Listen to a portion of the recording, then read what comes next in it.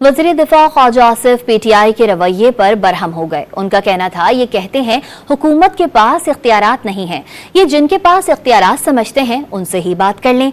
कौमी असम्बली में इजहार ख्याल करते हुए उन्होंने कहा कि छोड़ें मुज़ाकरात के ड्रामे को। क्या इस माहौल में मुज़ाकरात हो सकते हैं? हुकूमत मुज़ाकरात के खिलाफ नहीं, ये खुद मुज़ाकरात के खिलाफ हैं।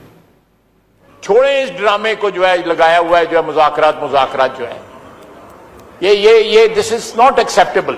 इस तरह इन लोगों से ब्लैकमेल ना हो। ये लोग जो है कतई तौर पे मुज़ाकरात के लिए कुछ सिंसियर नहीं है। It's a smoke screen. कोई उनका मकसद नहीं है मुज़ाकरात का।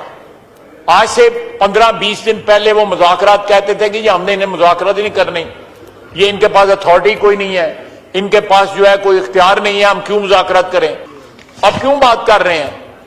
इनडायरेक्टली भी क्यों बात कर रहे हैं? डायरेक्टली बात कर लें, अगर उनका ख्याल है कि जिनके पास इख्तियार है उनसे बात करनी चाहिए, डायरेक्टली बात कर लें अगर वो करते हैं तो।